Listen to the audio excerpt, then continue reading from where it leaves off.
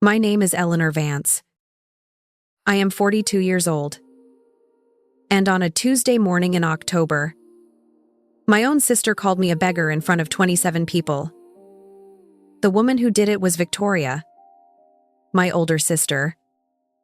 She was the branch manager of Summit Bank, and she stood behind a polished mahogany desk with a nameplate that read Victoria Vance. Manager. She looked important. She always had. Before we dive in, if this story touches you, please consider subscribing to the channel and sharing this video to help me grow and tell more stories like this. The air inside the bank was warm and smelled of clean money and faint perfume. It was a world of hushed confidence, of quiet transactions that changed lives. The floors were marble, and they clicked under the heels of people who had places to be. I was not one of them. My shoes were soft-soled and silent. I had learned long ago to move through the world without making a sound. All I needed was $150. It wasn't for me. It was for Mrs. Higgins, my neighbor. She was 86 years old and lived on a pension that barely covered her groceries. Her heater had died in the night, and the repairman she'd called needed cash up front. The cold was setting, in the kind that gets into old bones and stays there. I had promised her I would help. I had the money in my checking account, but not in my wallet. I stood in line like everyone else, waiting my turn. I didn't want to see Victoria.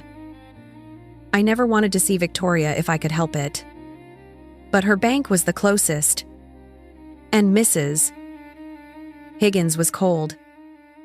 So, I stood there clutching my purse, feeling small and out of place in my simple coat. The other customers wore tailored suits and expensive jackets.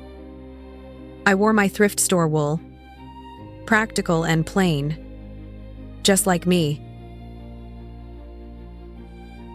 When I reached the teller, I smiled politely.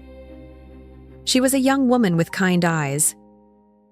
"I just need to withdraw $150, please," I said quietly.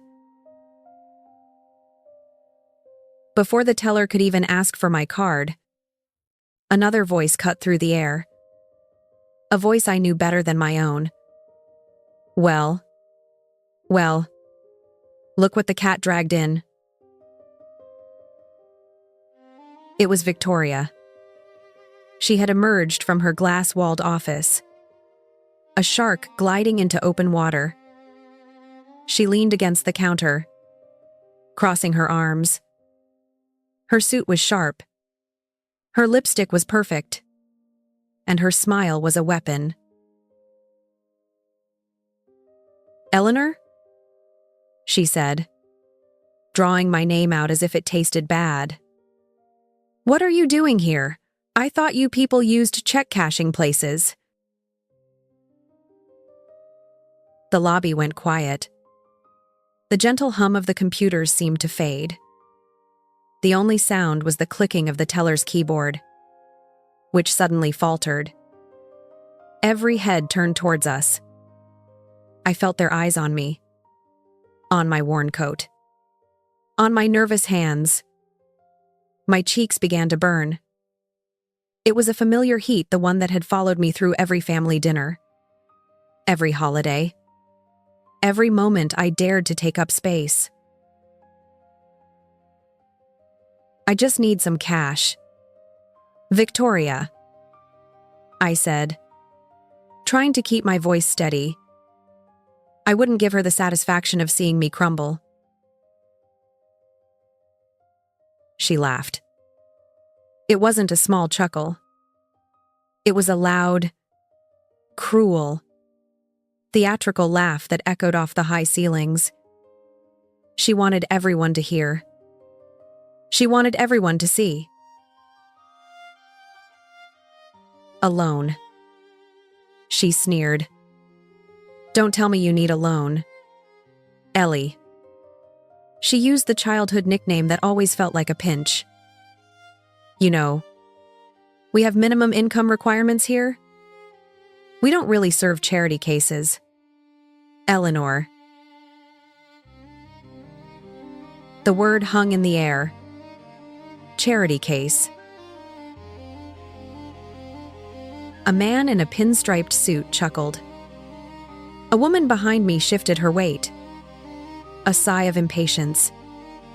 The young teller stared at her screen, pretending not to hear. Her own face flushed with embarrassment for me.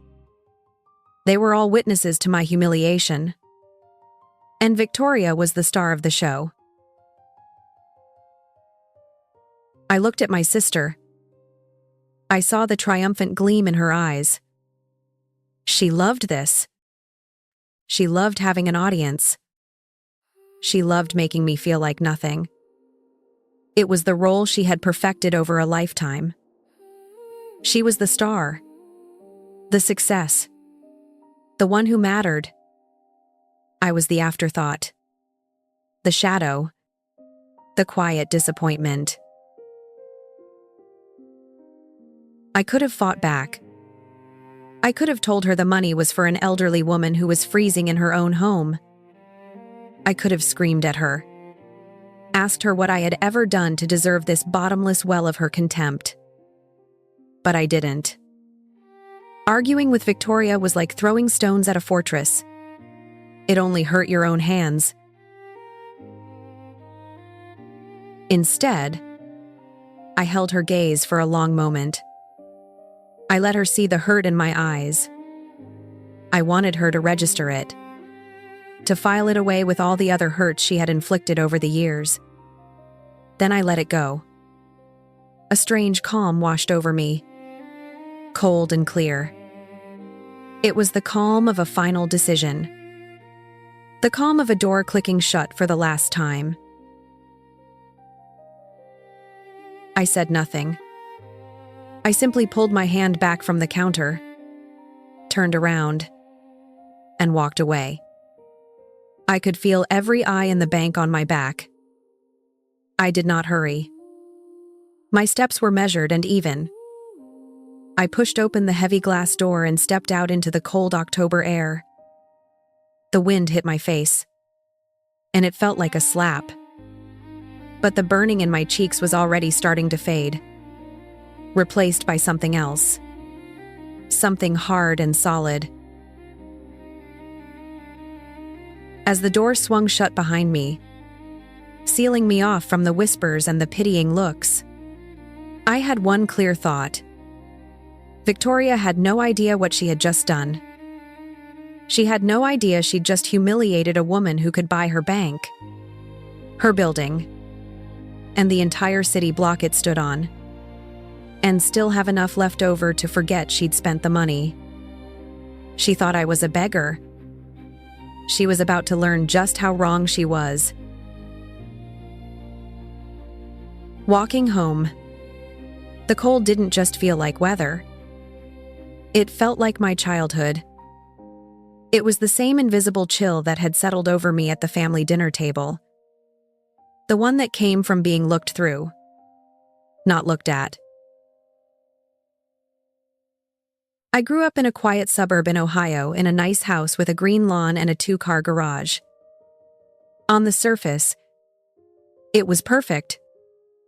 Inside, it was a place where I learned to be invisible. I was the middle daughter, sandwiched between 2 stars. Victoria was the oldest, the achiever. Dad Robert adored her. His voice would boom with pride whenever he talked about her. Victoria just made partner.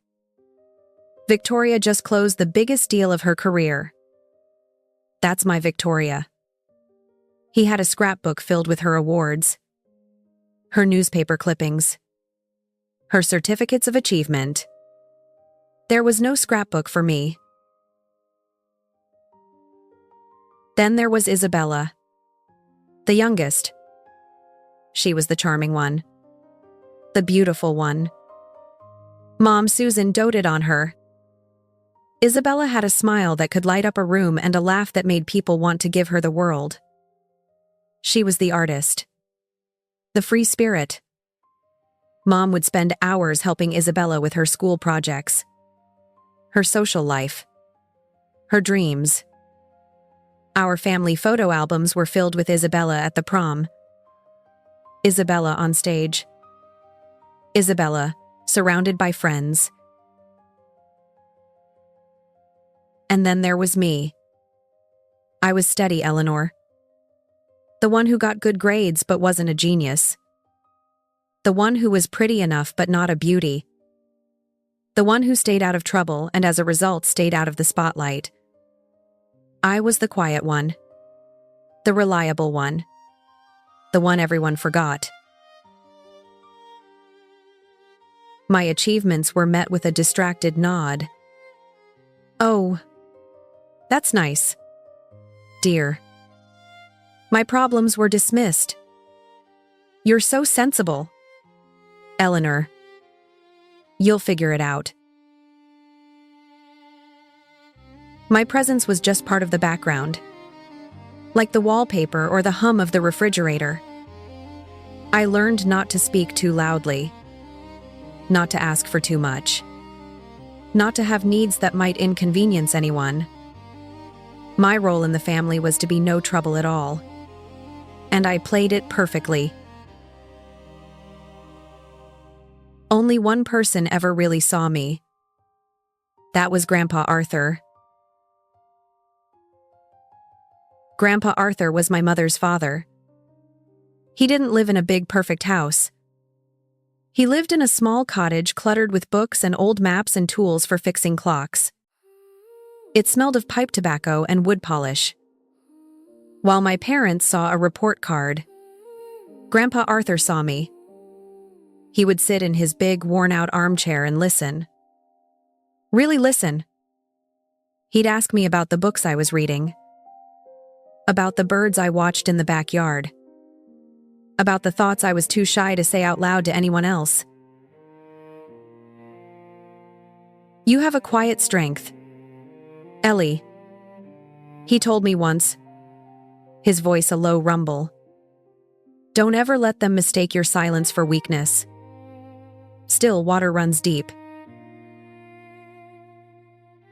He was the only one who didn't try to compare me to Victoria or Isabella. He saw me for what I was, not for what I wasn't.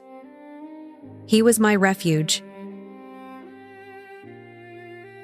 When I was 21, just before he passed away, he called me to his bedside. The air in the room was heavy with the scent of medicine and old age.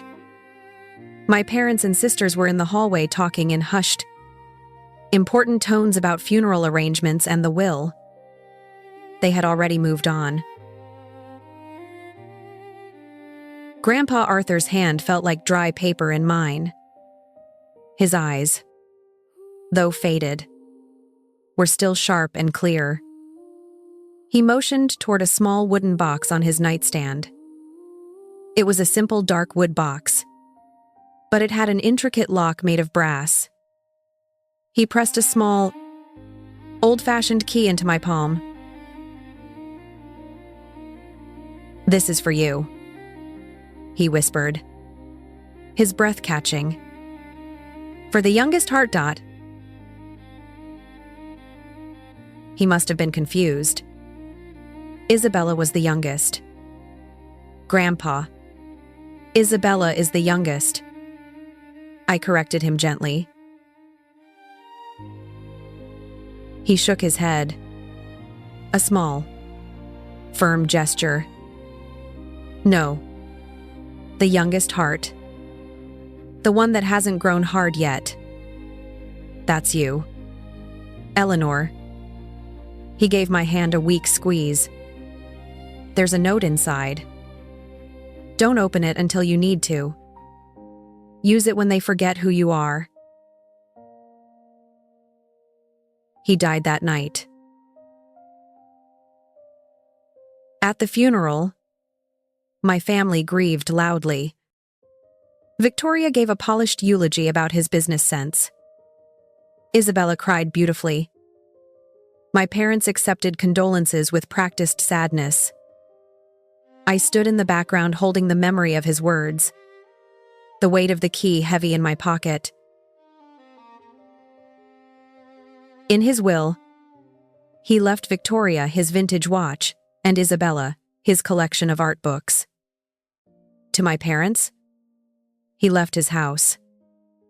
To me, besides the box, he left a small inheritance. It was a modest sum, just enough to be noticed, but not enough for my family to be jealous. To Eleanor, for her quiet endeavors, the will read. My father had clapped me on the shoulder. Good for you, Eleanor. Be sensible with it. I was. I put the wooden box away in my closet and treasured it as the last gift from the only person who had ever truly seen me. I thought the key and the note were symbolic. Use it when they forget who you are. I assumed he meant I should find my courage, my inner strength. For years, I believed that was all it was. A beautiful, sentimental metaphor. I didn't realize he'd left me something else entirely. He hadn't just left me a box with a key. He had left me control of the original family trust. A vast and complex portfolio my great-grandfather had started generations ago. The inheritance was just a decoy. The real power was locked away, waiting for me to find it. Waiting for the day I finally understood that his final gift wasn't just courage. It was leverage. That frigid Tuesday started with a knock on my door.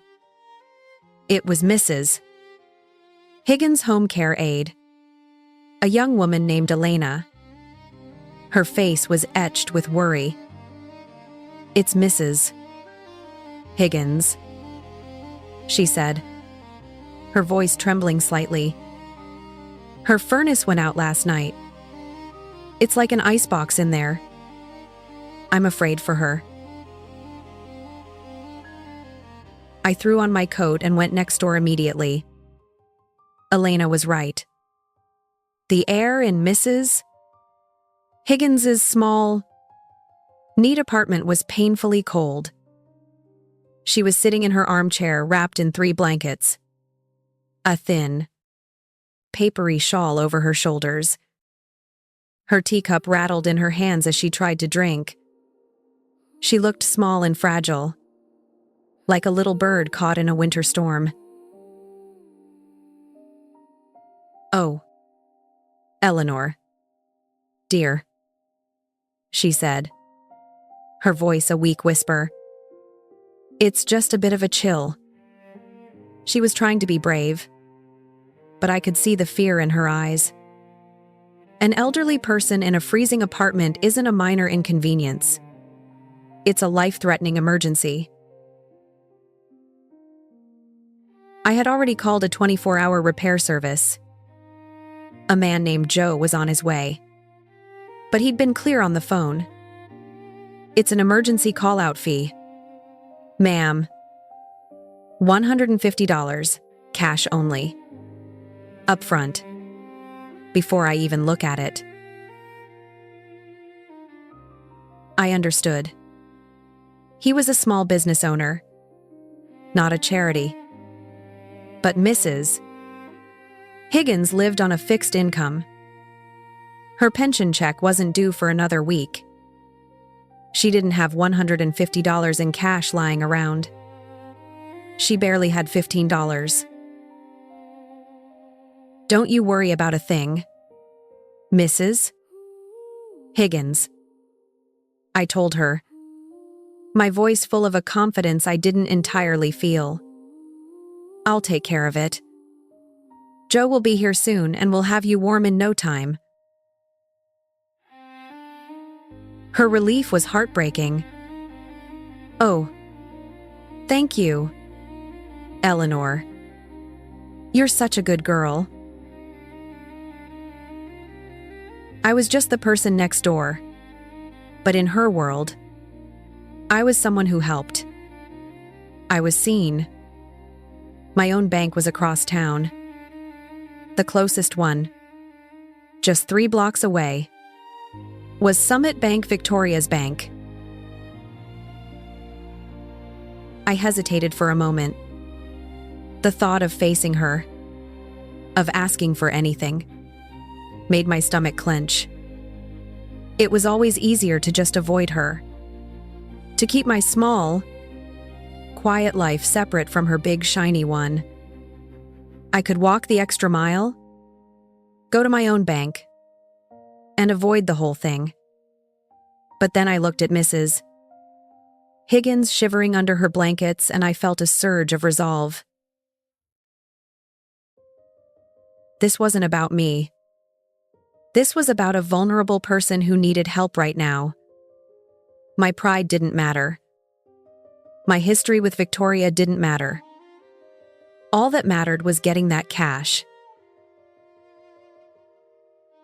So, I walked the 3 blocks. I walked into the warm, polished lobby of Summit Bank, a place where I didn't belong. To ask for my own money? I stood in line, and when I got to the front, Victoria appeared as if summoned by my discomfort. She stood there, radiating success, and looked down at me. That was how she always looked at me, like she was on a mountaintop and I was in the valley below. Need a loan, she sneered, her voice carrying across the silent lobby. Her words hit me, but this time, they felt different. Behind the sting of her public scorn, I wasn't just thinking about myself. I was thinking about Mrs. Higgins. I was thinking about how simple it was for Victoria, with her big salary and her important job, to dismiss a need so urgent.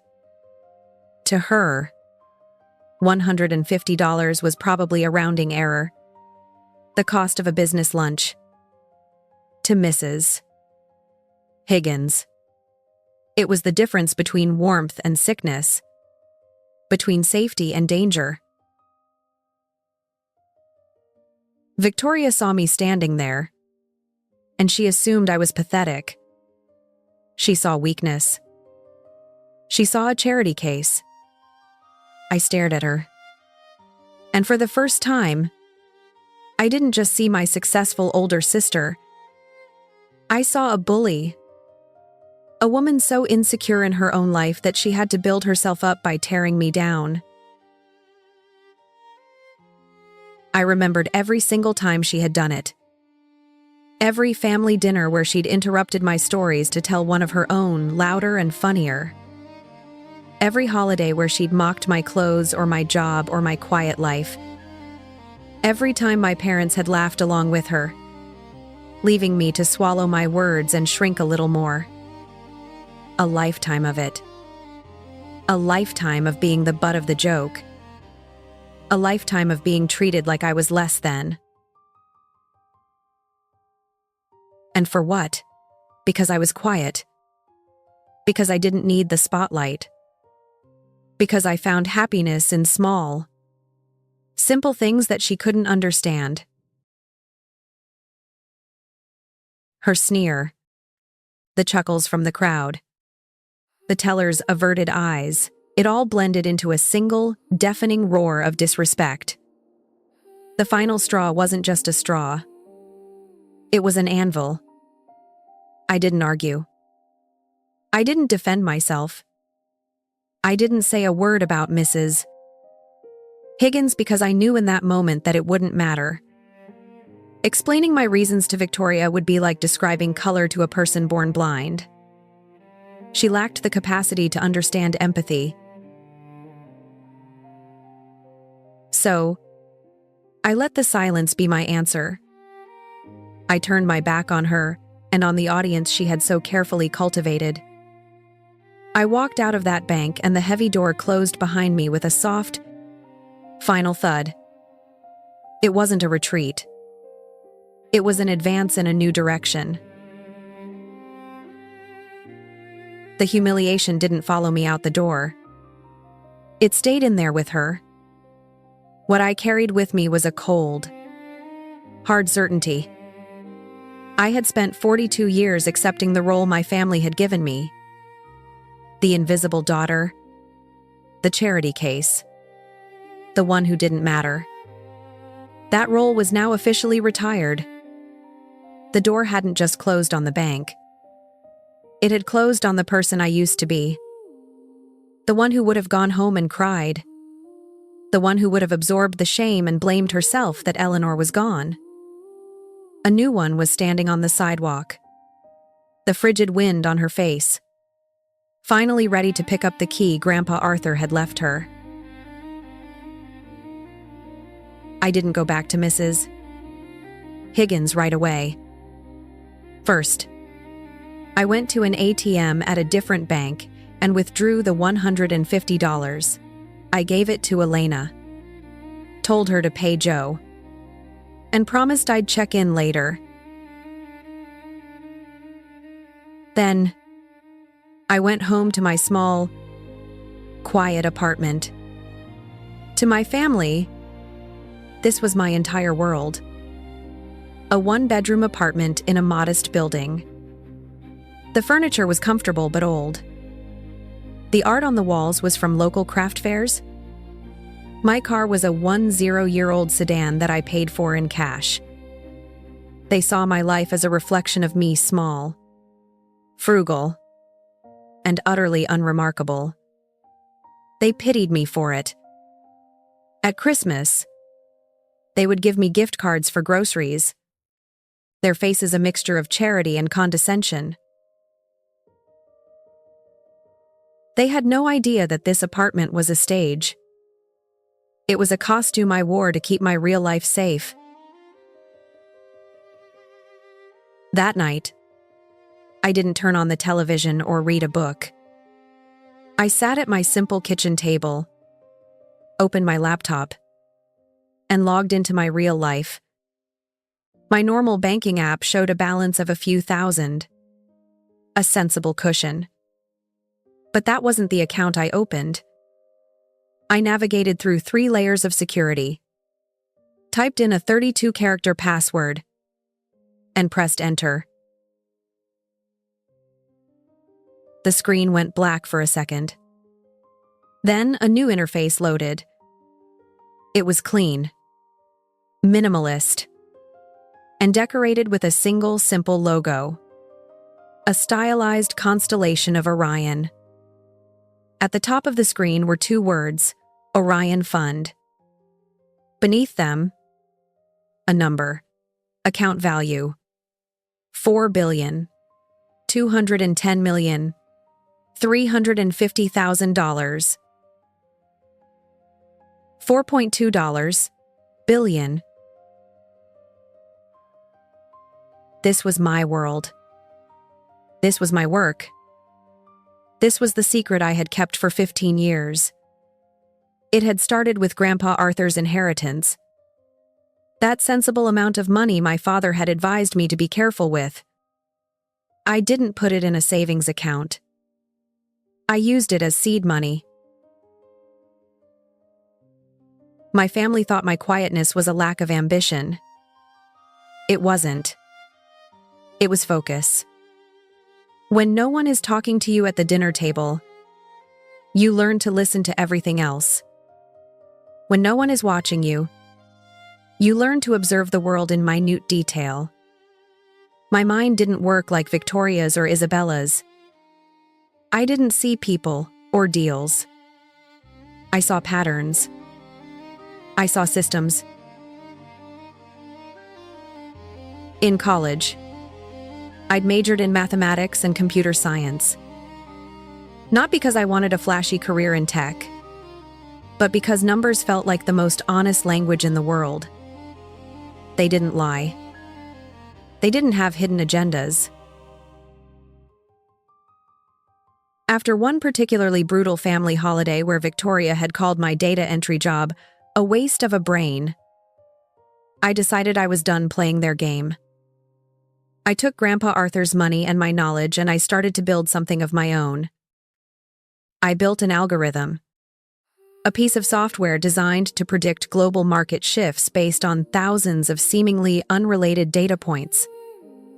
Weather patterns, shipping movements, political speeches, social media sentiment. It was designed to see the invisible threads that connect the world. I called it Compass because it could see storms coming long before anyone else even saw clouds. I became a silent investor, a ghost in the machine. I created a persona, a legal fiction named E.V. Thorn, my initials, and my mother's maiden name, E.V. Thorn was nobody and everybody. Thorn made small strategic investments that Compass identified. Those small investments grew. Then they grew bigger. Within 5 years, I was managing millions. Within 10, it was billions. The Orion Fund was my private holding company. It owned everything. Tech startups in Silicon Valley, real estate in Tokyo, shipping lanes in the Atlantic. I lived on a tiny fraction of the interest, maintaining my cover as Steady Eleanor. While my family was mocking my thrift store clothes, I was quietly executing a corporate takeover of a German manufacturing firm. While Victoria was bragging about her promotion to branch manager, I was financing a medical research project that would save thousands of lives. I never touched the principal. I never flaunted it. The money was never the point. The point was the work. The point was building something that was mine, something they couldn't touch, couldn't criticize, couldn't even comprehend. It was my secret garden, a world where I wasn't invisible. I was the architect. And then, about 6 months ago, something interesting happened. During a routine review of my assets, I noticed a new name in a portfolio of regional banks that Orion had acquired through a larger merger, Summit Bank. I had clicked through the corporate ownership charts, tracing the lines of control from one holding company to the next until I landed on the final, undeniable truth. Through a series of mergers and acquisitions I had personally approved, my fund, the Orion Fund, was the primary owner of the parent corporation that owned Summit Bank. Victoria didn't just work at a bank. She worked in my bank. She was an employee in a building I owned, drawing a salary I indirectly paid, sitting at a desk that was, for all intents and purposes, my property. The irony was so staggering, so profound that I had actually laughed out loud in my quiet little apartment. Until today. It had just been a funny secret. A private joke that I told no one. But after she called me a charity case, after she humiliated me for needing to help a freezing old woman, it wasn't funny anymore. It was leverage. I sat in front of my laptop until late into the night. The glowing numbers of the Orion Fund seemed to pulse with a life of their own. For a long time, I just stared at the screen, letting the reality of the situation sink in. I could ruin her. With a few clicks, I could have Victoria fired, blacklisted from the entire financial industry. I could crush her career. The one thing that gave her identity, the one thing my father valued her for. The thought was tempting. It rose up in me, hot and bitter. The taste of payback after a lifetime of being pushed down. But then I thought of Grandpa Arthur. I thought of his kind eyes, his gentle wisdom. Still, water runs deep. Revenge wasn't deep. It was a shallow, murky pool that dirtied everyone who waded into it. I wasn't after revenge. I wasn't Victoria. I was after something far more valuable. Recognition. I didn't want to destroy her. I just wanted her and all of them to finally see me. At 3 a.m., when the world was dark and quiet, I picked up my phone. I didn't call the bank. I called Sarah Jenkins, my personal attorney in New York. She was the only other person on earth who knew that Eleanor Vance and E.V. Thorne were the same person. She was sharp, discreet, and fiercely loyal. She answered on the second ring, her voice instantly alert. "Ms. Thorne, is everything all right?" "Everything is fine, Sarah," I said, my voice calm and even. I was no longer steady, Eleanor. I was E.V. Thorne, and my voice carried the quiet authority that came with managing billions of dollars. "I need you to arrange something for me first thing tomorrow morning." "Of course. What do you need?" "Schedule an emergency audit and portfolio review with the regional director of the Apex Financial Group. I believe his name is Michael Ross. The meeting needs to happen tomorrow at the main downtown branch. Tell him a primary stakeholder will be there in person. Representative E.V.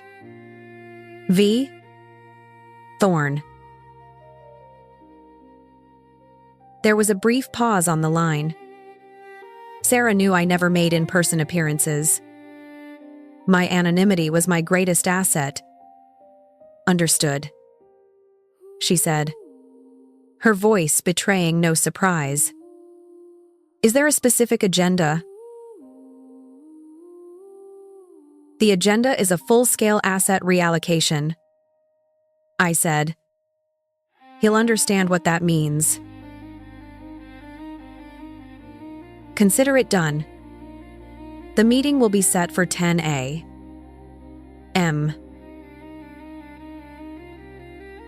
Thank you, Sarah."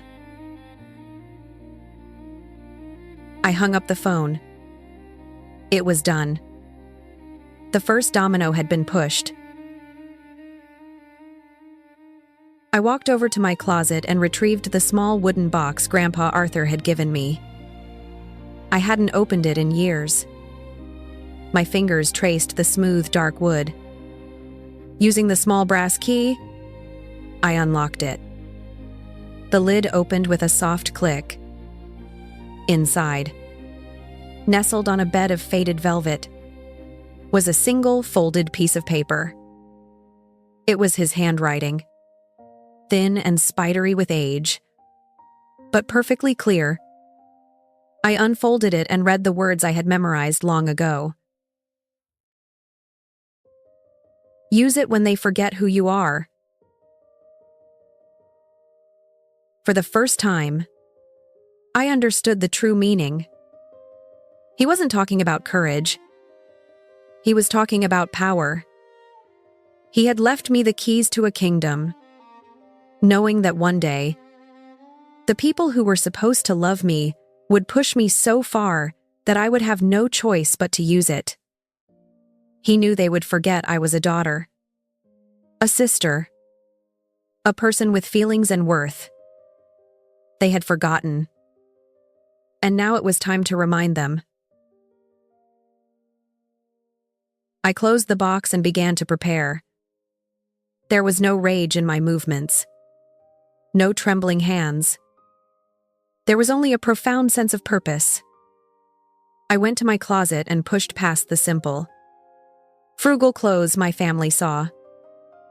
At the very back, in a garment bag, was a single, expensive, impeccably tailored navy blue dress. I had bought it for a corporate gala in Zurich. I decided to attend at the last minute and never wore again. It was a suit of armor. I laid it out on the bed. Then I found the simple, elegant leather briefcase I used on the rare occasions I traveled for business. I printed out a single-page summary of the Orion Fund's holdings in Summit Bank's parent company. Just one page. That was all I would need. I showered and washed my hair. I tied it back in a severe, professional bun. I looked at my face in the mirror. There were no tears. No anger. Just clear, determined eyes. The eyes of E. V. Thorne. I was not walking into that bank as Eleanor Vance, the invisible sister who needed $150. I was walking in as the owner. I was not a storm of anger. I was something quieter and far more powerful. I was a tectonic shift, a fundamental change in the landscape that no one sees coming until the ground beneath their feet begins to move.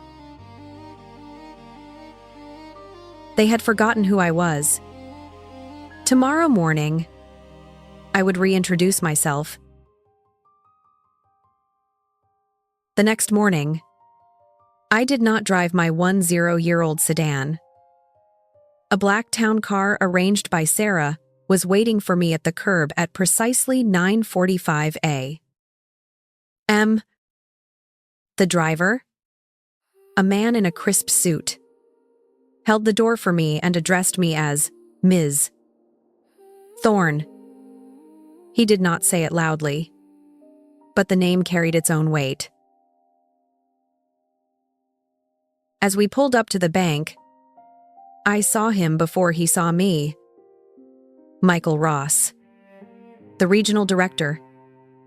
He was standing on the steps, nervously adjusting his tie. He was younger than I expected, with a face that was trying to project calm authority but was failing. A sheen of nervous sweat glistened on his forehead. Yesterday, he wouldn't have given me a second glance. Today, he was waiting on the curb for me. The driver opened my door and I stepped out. I was wearing the navy dress, simple and severe. I carried only the thin leather briefcase. Michael Ross's eyes scanned the street, looking for a fleet of limousines. Perhaps. He almost missed me. When his gaze finally landed on me, a flicker of confusion crossed his face. He was expecting, I imagine, someone older, louder, more obviously powerful. He was expecting a man. Ms. Thorne, he asked, his voice uncertain. Mr. Ross, I replied, my tone level and cool. Thank you for meeting me on such short notice. His professional mask snapped into place. The confusion vanished, replaced by a wide, toothy smile that didn't touch his eyes. He rushed forward, his hand extended. Not at all, Ms. Thorne. It is an absolute honor to have you. A pleasure. Please. Come in. Come in. He practically tripped over himself. ushering me through the heavy glass doors. The lobby fell silent, just as it had yesterday. But this was a different kind of silence. Yesterday, it was the silence of a crowd witnessing a humiliation. Today, it was the silence of difference. The tellers froze, their hands hovering over their keyboards. The customers in line turned, their eyes wide with curiosity and awe. They didn't know who I was, but they knew I was important. Michael Ross's fawning behavior told them everything. From behind the glass wall of her office, Victoria watched. I saw her the moment I walked in. She was standing holding a coffee mug, a familiar look of managerial impatience on her face as she observed the commotion. She was probably annoyed that Mr. Ross was making such a scene. Her eyes met mine. For a fraction of a second, she registered me as Eleanor, and her expression tightened into its default sneer. Then she saw Michael Ross bowing and scraping at my side. She saw the way every employee in the bank was staring at me. Her sneer faltered, her brow furrowed in confusion. She could not compute what she was seeing. The two images, Eleanor, her pathetic sister, and this woman being treated like royalty, refused to merge in her mind. Right this way, Ms. Thorne, Michael said, leading me past the line of tellers, directly toward the manager's office, directly toward Victoria. As we approached, Victoria's face went pale. She stood frozen in the doorway of her own office, the coffee mug held stiffly in her hand. Her authority, which had always seemed so absolute within these walls, was evaporating before her eyes. "Victoria," Michael Ross said, his voice sharp and dismissive. "Get us some coffee and close the door on your way out." He didn't even look at her. His entire focus was on me. To him, she was just a piece of furniture in the room. I walked past her and into her office. I took in the details. The framed photo of her with our parents on the credenza, the collection of corporate awards on the shelf, the faint scent of her expensive perfume. This was her throne room. Without waiting for an invitation, I sat down in her chair, the large black leather chair behind her mahogany desk. I placed my briefcase on the polished wood. The chair sighed softly under my weight. It felt comfortable. It felt right. Victoria was still hovering in the doorway, her face a mask of disbelief. Michael Ross cleared his throat impatiently. "Victoria, the coffee." "What is this?" Victoria finally managed to say, her voice a strained whisper. Her eyes were locked on me. She was not looking at her boss. She was looking at her sister, sitting in her chair in her office, a place I had no right to be. Michael shot her a look of pure fury. "Do as I say," he hissed. I raised a hand. A small, simple gesture. "That won't be necessary. Mr. Ross, you can stay." "Victoria, this concerns you." Michael Ross looked surprised, but he nodded quickly. "Of course, Ms. Thorne." Whatever you wish. Victoria stumbled into the room, closing the door behind her. She didn't sit. There was only one other chair, a small one for customers, and she seemed to understand that it was no longer her place to be comfortable. She stood awkwardly by the wall, clutching her mug so tightly her knuckles were white. The mask of the confident bank manager was gone. All that was left was a confused, frightened woman. "What is this?" she asked again, her voice cracking. This time, the question was directed at me. I looked at her. I really looked at her. Perhaps for the first time in my adult life, without the filter of hurt or intimidation. I saw a woman who was terrified. A woman whose entire world was tilting on its axis. I gave her a small, sad smile. "Business," I said. "Real business?" The silence in Victoria's office was thick and heavy. It was broken only by the faint, frantic tapping of Michael Ross's pen against a notepad he held in a trembling hand. He was trying to look composed, but the panicked energy rolling off him was palpable. Victoria remained pressed against the wall, her face ashen, her eyes darting between me and her boss, trying to solve an impossible equation.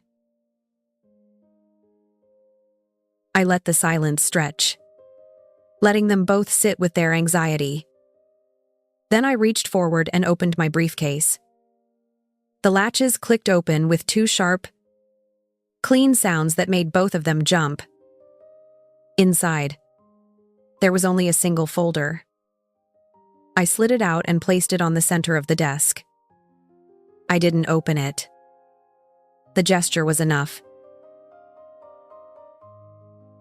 "Mr. Ross," I began, my voice quiet, but carrying to every corner of the room. "The Orion Fund is one of the primary stakeholders in your parent company, Apex Financial Group.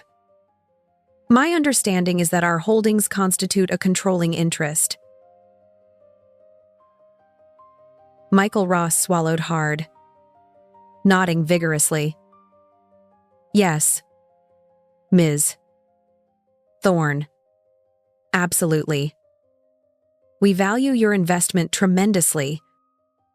Tremendously." He sounded like he was trying to sell me a car warranty. "Good," I said. "Then you understand that my visit today isn't a social call." I paused, letting my gaze drift from his terrified face to my sister's. Victoria looked like she was going to be sick. I folded my hands on the desk in front of me. "The Orion Fund is executing a complete withdrawal of all capital assets from Apex Financial Group. That includes all liquid cash, stocks, and convertible bonds. The total amount is $4.2 billion. The transfer is to be initiated effective immediately." The tapping of Michael Ross's pen stopped. His face, which had been pale, went completely white. He looked like he had seen a ghost. His mouth opened, but no sound came out. The sheer scale of the number seemed to have short-circuited his brain.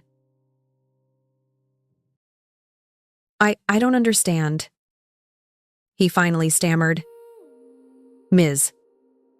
Thorne, a withdrawal of that magnitude. It's not possible to do it immediately. It would require board approvals, SEC filings, and the impact.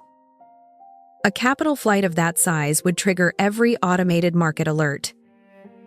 It would freeze every system. Not just in this bank, but in the entire regional financial network. His voice rose with each word, tipping into hysteria. It would be catastrophic. I am aware of the impact, I said evenly, my voice a stark contrast to his rising panic. My legal team at Jenkins Associates has already prepared the necessary filings. They will be executed the moment I give the order. The catastrophe, as you call it, is entirely within my legal rights as a majority shareholder. I let my eyes settle on him. Then perhaps, I said, my voice dropping to a near whisper, you should conduct a thorough review of your management culture, from the top down. My gaze shifted deliberately to Victoria. And in that moment, Michael Ross understood. The fog of financial panic cleared from his eyes, replaced by a dawning, horrified comprehension. He turned his head slowly to look at Victoria, who was now trembling visibly. He was finally connecting the dots. The stakeholders' unprecedented nuclear option of a withdrawal, the stakeholders' presence in this specific, unremarkable branch, the stakeholders' focus on this specific, unremarkable manager. Victoria's voice was a barely audible squeak. All the cruelty, all the confidence, all the arrogance had been stripped away. All that was left was raw, naked fear. You, she whispered, her eyes wide. You're E. V. Thorn. The name hung in the air between us. The mythical entity she had probably heard about in corporate memos. The faceless power behind the company she worked for. And it was me. Her sister. The one she had called a beggar just 24 hours ago. I gave her the same small, sad smile from before. I only wanted $150 yesterday. Victoria, I said softly. The words landed like a physical blow. The truth of it, the sheer cosmic irony of the situation, was too much for her to bear. Her face crumpled. Her knees gave out and she slid down the wall, collapsing into a heap on the floor. A choked, guttural sob escaped her lips. The coffee mug shattered on the polished floor, splashing brown liquid across her ruined suit. Tears streamed through her perfect makeup, carving pale tracks through her foundation. Michael Ross stared at the scene, his face a mask of cold fury. His career was flashing before his eyes. The catastrophic withdrawal, the market collapse, all of it because of a branch manager's petty cruelty. He turned to the sobbing mess on the floor. His voice was devoid of all sympathy. It was the voice of a man cutting his losses. You're fired. He didn't even look at her as he said it. He looked at me, his eyes pleading for mercy. But I wasn't looking at him. I was looking at my sister, crying on the floor of the office that was no longer hers. And I felt nothing. Not triumph. Not pity. Just a vast, empty quiet. The debt had been paid. The news spread faster than I could have imagined. It didn't just stay within the bank. By mid-afternoon, it was a headline on financial news websites. Mystery fund initiates shock withdrawal. regional banking giant teeters. The stories were filled with speculation about the identity of E.V. Thorne and the reasons for such a drastic, market-shaking move. They called it aggressive, unprecedented, hostile. They didn't know it was just personal. I didn't complete the withdrawal. Of course. That was never the plan. The plan was to make the threat to show them the power I held.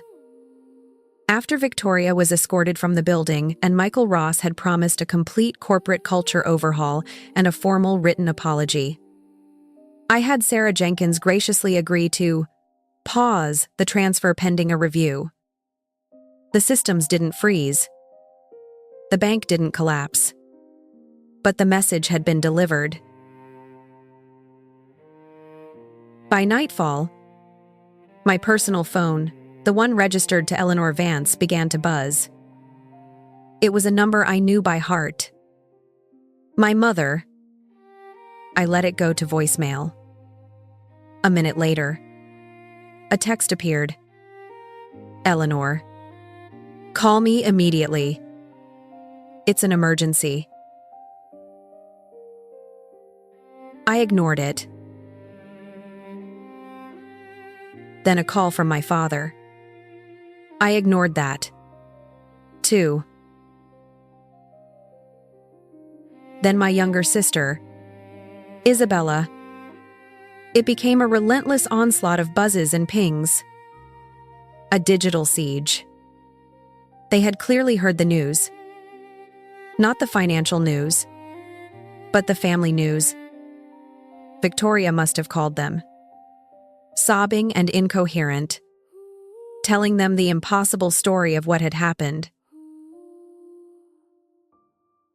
Finally, I listened to my mother's voicemail.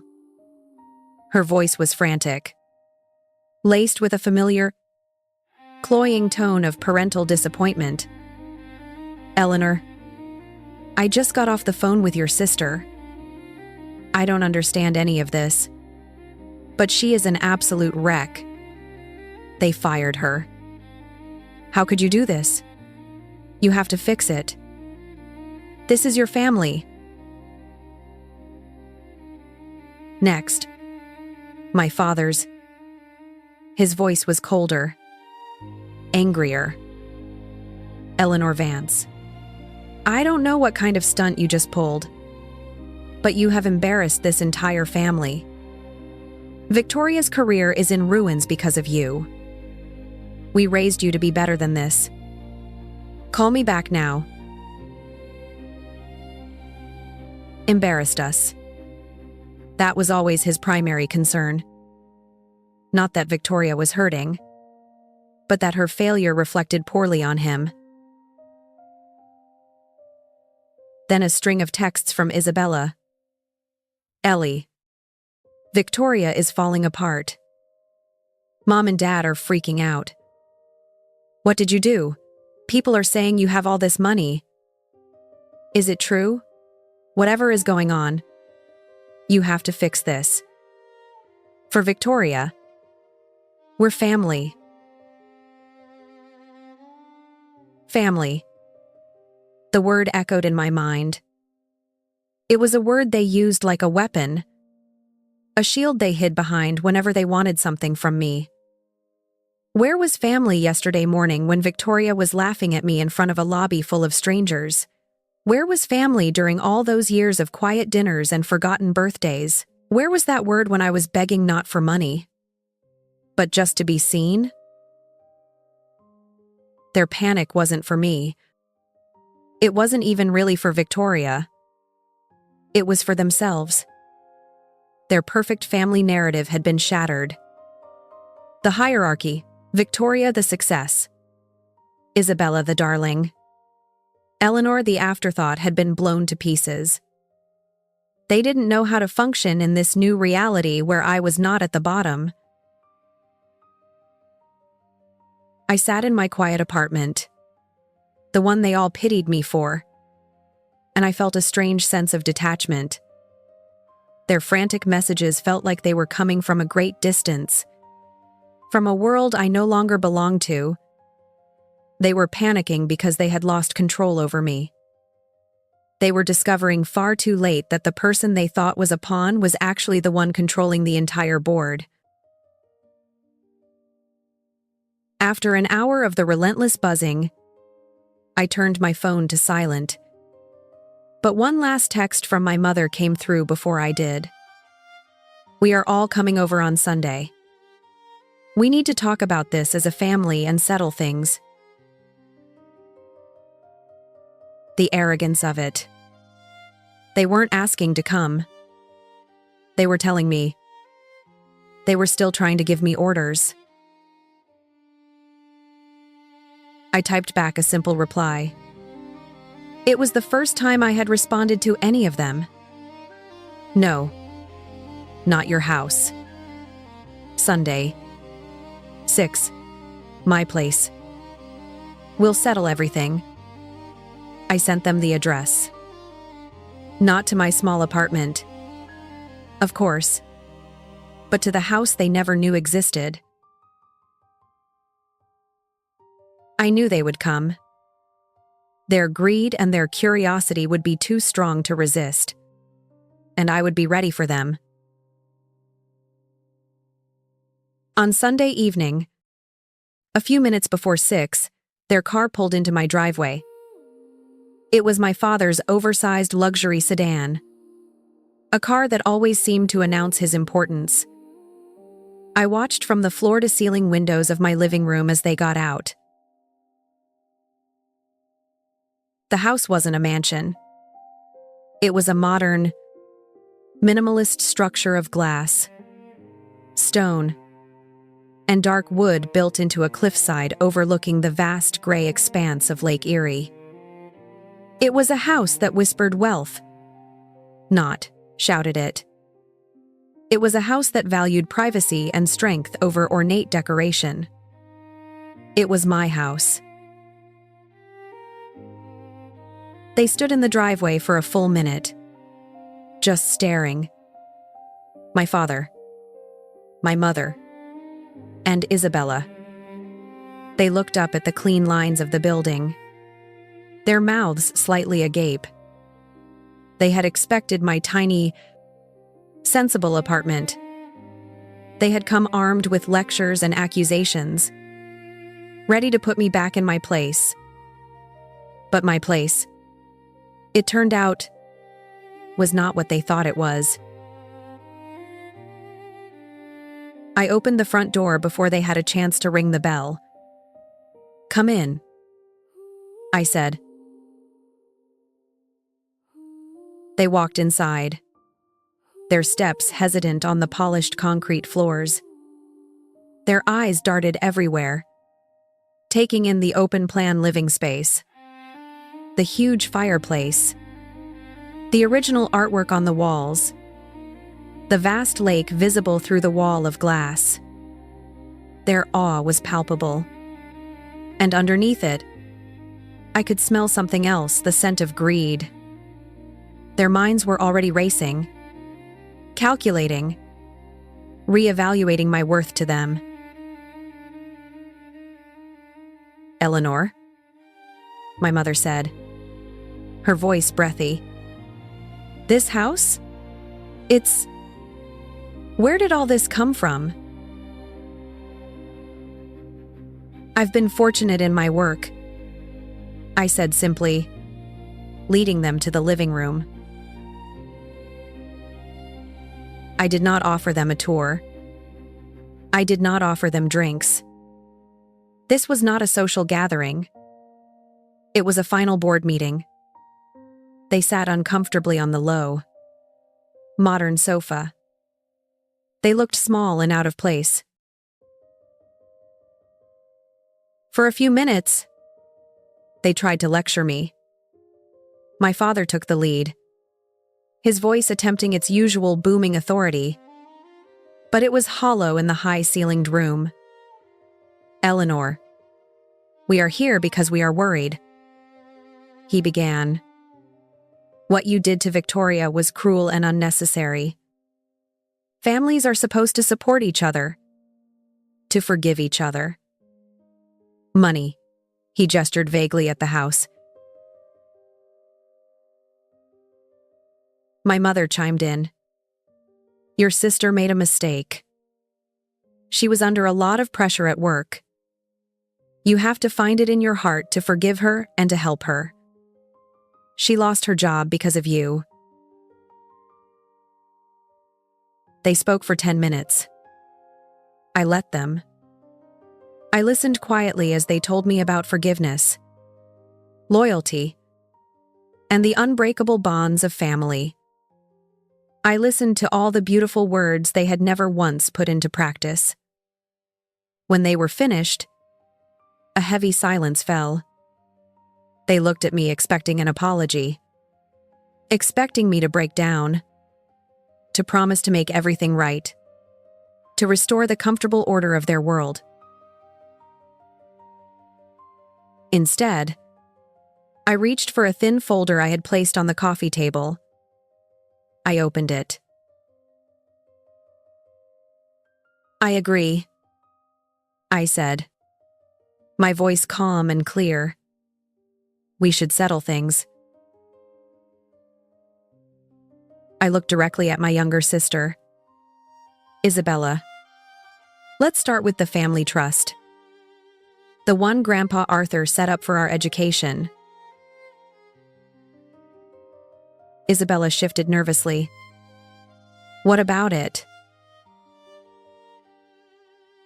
I did a full audit last week, I said. I found some interesting invoices. For example, several from a company called Art Supplies Unlimited over the past 2 years, totaling over $30,000. The strange thing is, according to state business records, Art Supplies Unlimited doesn't exist. I slid a piece of paper across the table. It was a copy of a forged invoice. You've been stealing from the family, Isabella, for 2 years. You've been siphoning money that was meant for all of us. Isabella's charming smile vanished. Her face went pale, then blotchy red. She looked at our parents for help, but they were staring at her in stunned, horrified silence. The darling of the family was a common thief. I then turned my gaze to my parents. You want to talk about family? About support? For 40 years. You have treated me like a piece of furniture. You celebrated Victoria's ambition and Isabella's charm. And you ignored me because I was quiet. You taught me that my worth in this family was based on how little space I took up. You didn't build a family. You built a hierarchy based on your own preferences. I looked at all 3 of them, their faces a mixture of shock, shame, and disbelief. This isn't a family, I said, my voice steady and final. It's a failed business. It's bankrupt. Morally bankrupt. And I'm liquidating my shares. I stood up. They remained seated, frozen on the couch. That means I'm done. I'm withdrawing my time, my energy, and my love. The accounts are closed. I turned and walked away toward the large glass windows overlooking the lake. I didn't tell them to leave. I didn't need to. The meeting was over. Their presence in my house, in my life, was over. I listened as moments later I heard the sound of the front door opening and then closing for the last time. Months later, the sunlight was warm on the back of my neck. I pressed my hands into the rich, dark soil, firming it around the base of a young maple tree. The air smelled of damp earth and new beginnings.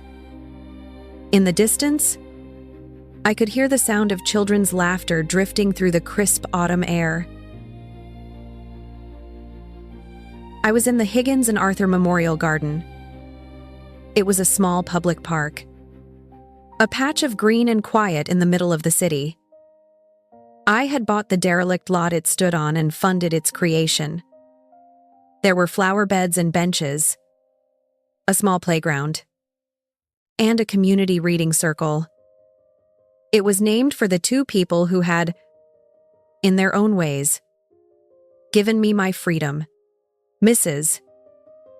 Higgins, whose simple need for kindness had been my breaking point, and Grandpa Arthur, who had given me the key to unlock my own life.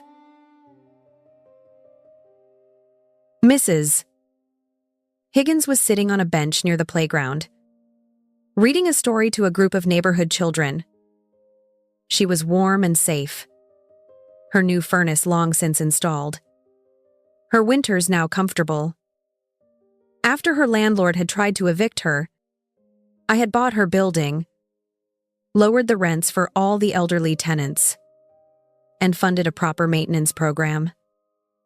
It was a small thing, really, a footnote in the Orion Fund's portfolio, but it felt more real than any billion-dollar acquisition. My phone buzzed in my pocket. I pulled it out. It was a news alert. Apex Financial Group announces record quarter, following major restructuring. Michael Ross had kept his job. The bank had survived. My paused withdrawal had forced them to clean house, to trim the fat, to actually pay attention to their culture. They were stronger for it. I never heard from Victoria again. I heard through the grapevine that she had moved to another state, taking a much lower-level job at a small credit union. Isabella had quietly paid back the money she had stolen. My parents sent a single, stiff letter asking for a reconciliation, which I never answered. They were ghosts from a former life. The transfer of $4.2 billion was the loudest thing I had ever done. But it wasn't my greatest act. The real act of power, the one that truly changed my life, was the quiet withdrawal of my love and my loyalty from people who had bankrupted my spirit. I had spent a lifetime making deposits into a family account that gave me nothing in return. Closing it was the single most profitable transaction I ever made. I stood up and brushed the dirt from my hands, looking at the small, hopeful maple tree. It would grow tall here. It would be seen. I looked out at the peaceful garden, at the smiling faces, and felt a sense of quiet contentment that no amount of money could ever buy. If you've ever been mocked for being small, if you've ever been made to feel invisible, remember this: silence isn't weakness, it's leverage. Like, comment, and subscribe, because the best revenge is quiet freedom.